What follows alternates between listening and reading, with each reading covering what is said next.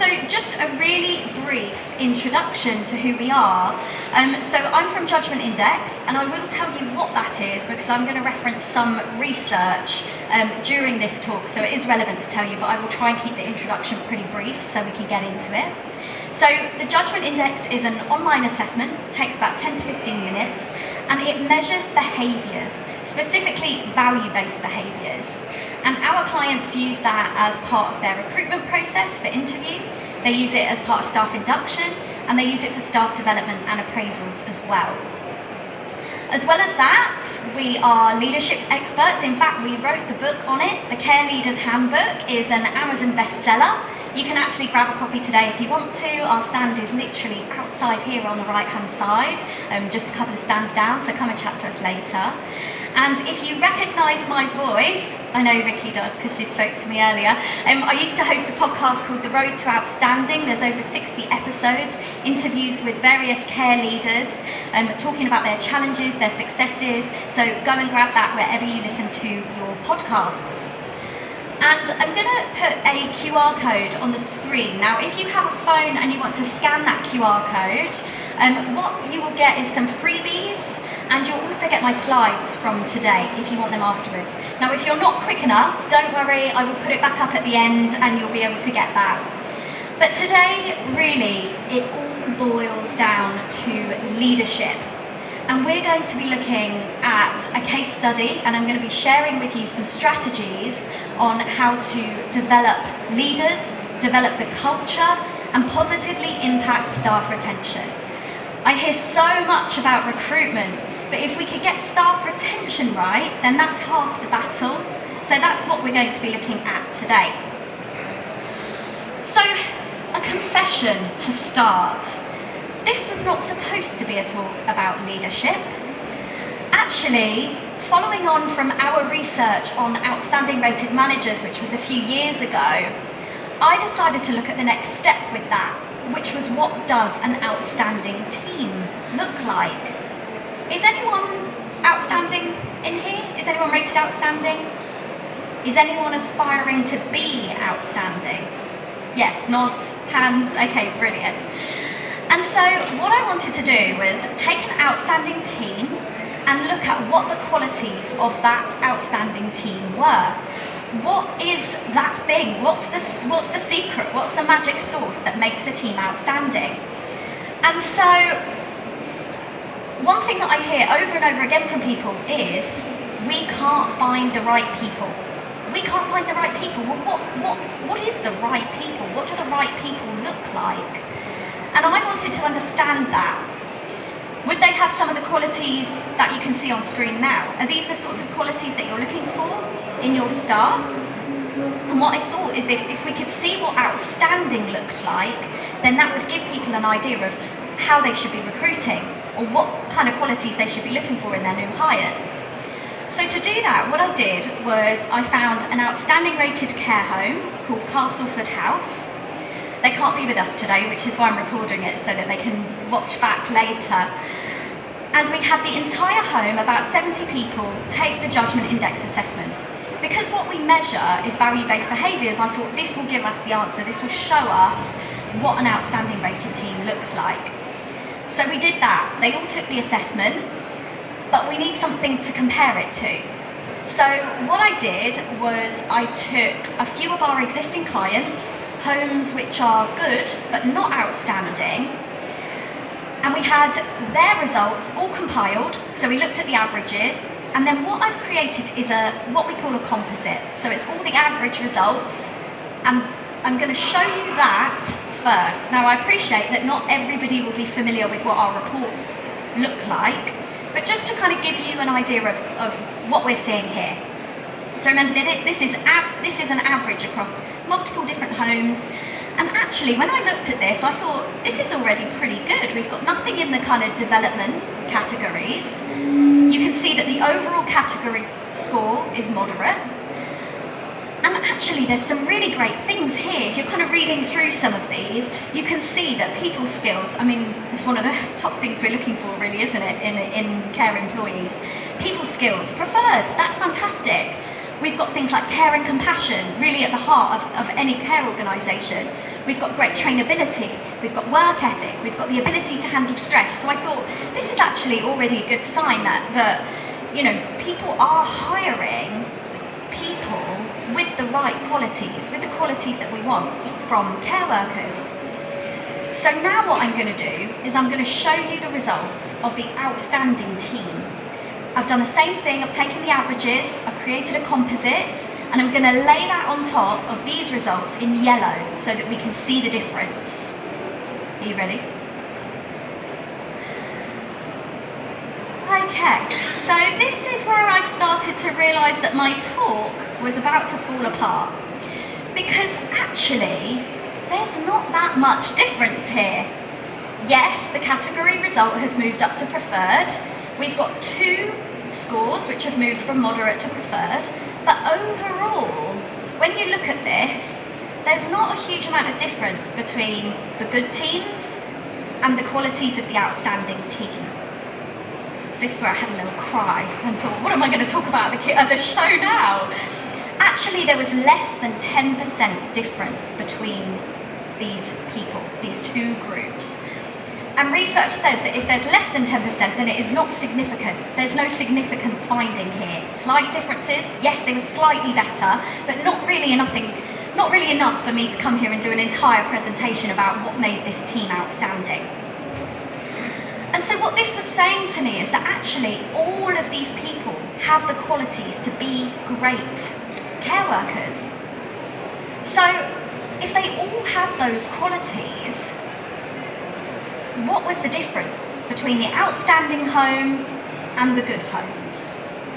There had to be something. And I was racking my brain thinking, what is the difference between outstanding and not outstanding? And then on a cold January morning, I received 2 emails. One from the outstanding manager who was part of this research, and one from another manager, both clients. This is very risky if they're both here in the room today. I know one of them isn't. And I'm going to show you those emails because this is where I started to have the penny drop. So this is the email from the non-outstanding manager. Now I've blocked some of it out, but what I'd like you to pay attention to is the tone and the language that's being used. Now this was a reply to me to my offer of support. And okay, he's my client, I'm not his client, but you can see by the tone and the language what's going on here. And now I'm going to show you the email that I received from the outstanding manager.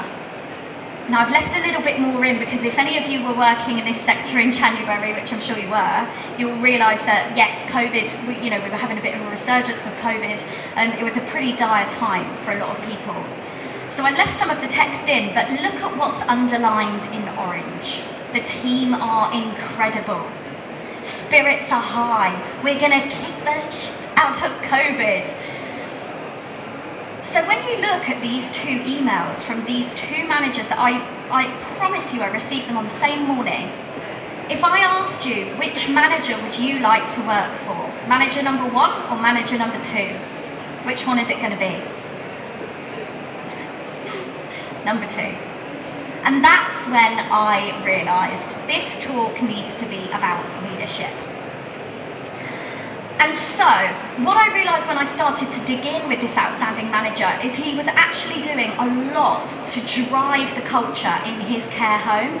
So for the rest of the time that I have here, which is quite a lot actually, I am going to talk you through 3 key strategies that this manager has implemented into his home that has driven them to outstanding, that means that they have great retention of staff, and some other really exciting and interesting results which I'll share with you.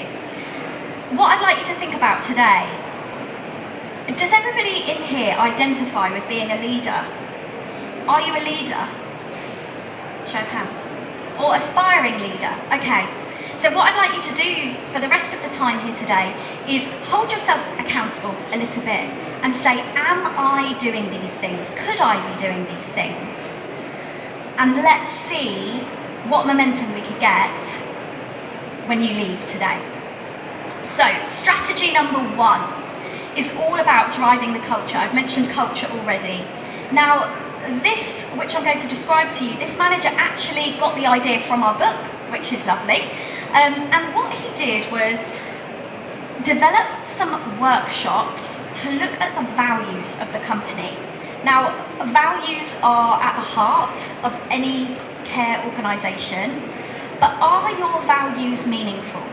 Or are they words on the wall, words on the website, written in a staff handbook? If you had to walk through the corridor or go and grab some members of your team and say, what are our company values, would they be able to tell you what they are? That's step one.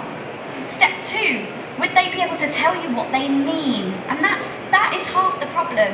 Most of us in this room are going to have more or less the same values for our care organisation: respect, integrity, compassion, caring. We hear these words all the time, but what's the meaning?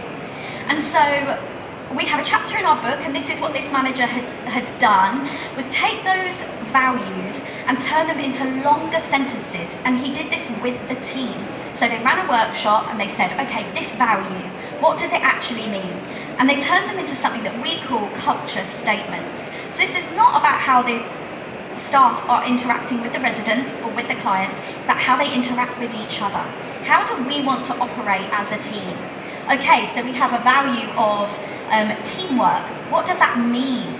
And so by developing these into longer statements, you're starting to, first of all, get them agreed by the staff. The staff agree that this is how they want to work, this is how they want to operate. You're then giving them accountability for that because they know what it means, and then you're then giving them ownership. They own these values now. They're no longer values that were created on the golf course by the owner of the company, they're owned by the team. And so by creating these culture statements, and what they did was they turned them into this little branded, this is theirs.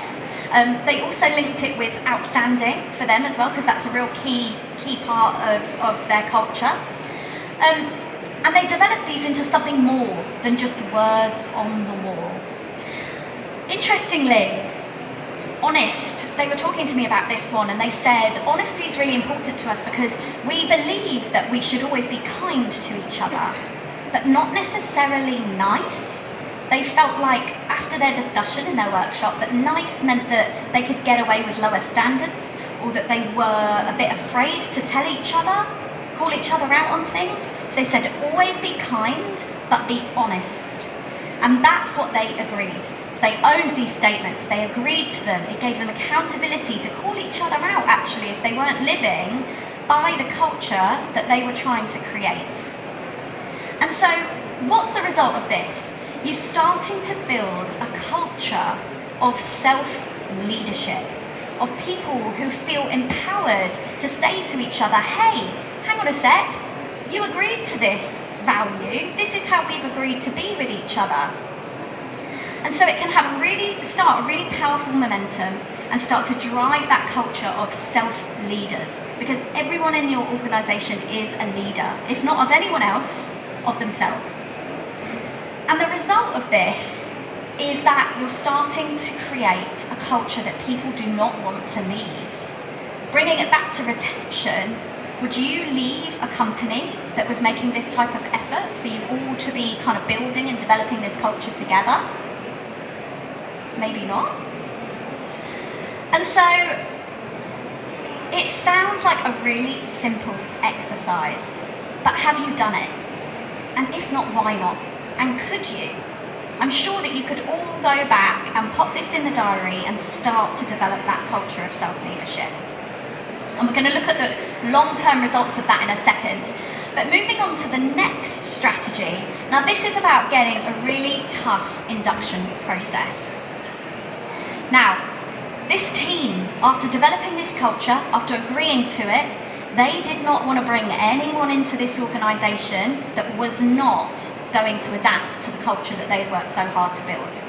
And in fact, last year, out of 22 new hires, 7 did not pass their induction. Now you might think, well, we couldn't afford to do that, we need to take everyone. But the staff agreed that actually they would rather be short-staffed and have everyone on the same page than have people there that didn't really want to be there. People there that weren't really going to put the effort in. And so by having an induction process that is structured, that is very laid out, all clear, very organised, it actually starts to build that culture of self-leadership right from the very start. Now, I'm going to pop that QR code back on the screen, but don't worry if you don't have time to scan it now, because I will put it back up at the end. But what I'll send to you after today is our 6-step guide to induction that lays it all out for you, and it's very focused on this culture of self-leadership. So you're starting it from the beginning. And if people don't pass, they don't pass, because your staff will only want the best working with them. And so what was the result of this? Sorry, if anyone we like that, I'm going to put it up again at the end. So the result of this, now I don't know if this is going to be shocking to anyone here, but they have absolutely no agency staff whatsoever in this home. None. There is no agency costs. Even in January, when I received that email saying how bad it was, how everyone was coming down with COVID, they managed to get through because the staff were prepared to go the extra mile. They did not want to have agency. They were so clear about that. So they pulled half shifts, quarter shifts, shifts in between the school run. They did whatever they could to make sure that that culture that they'd worked so hard to build did not get damaged by people coming in that did not care.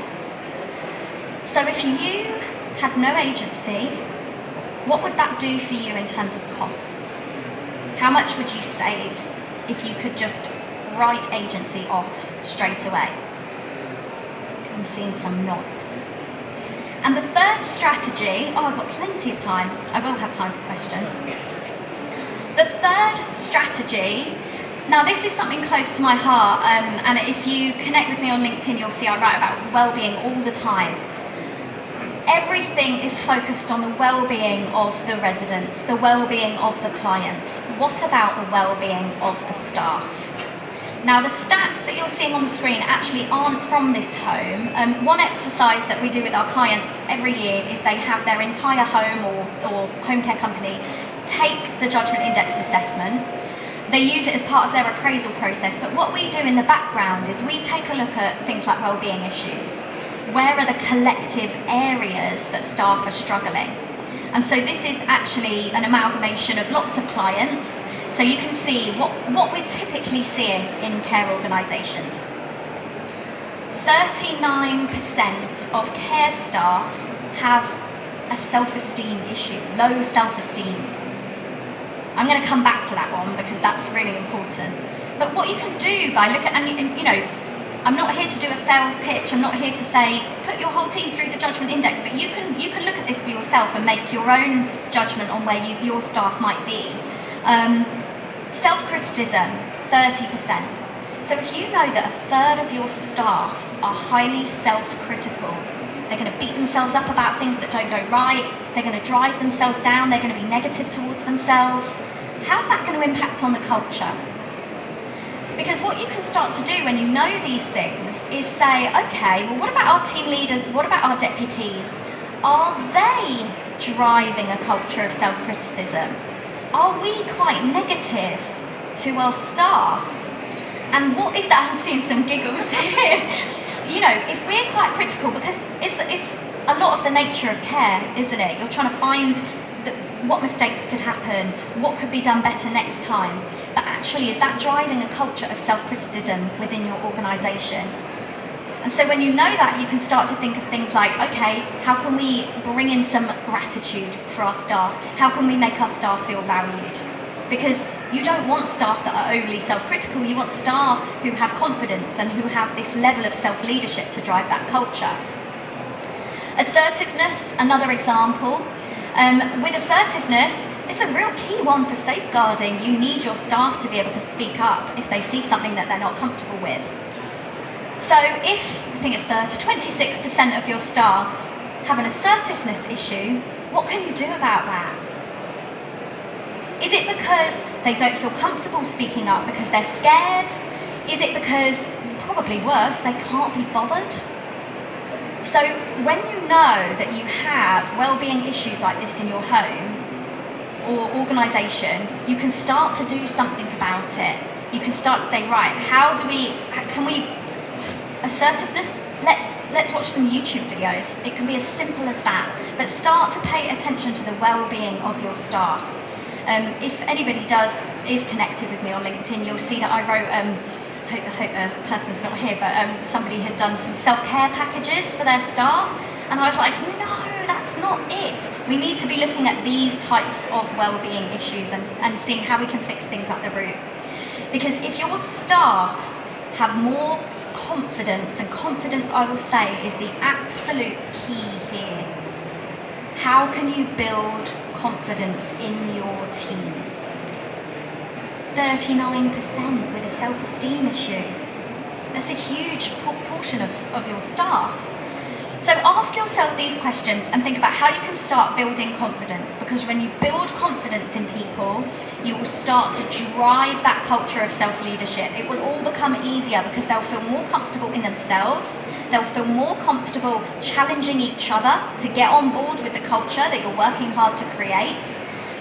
And staff who are more confident, who have that culture of self-leadership, will also be more engaged. And engaged staff drive referrals.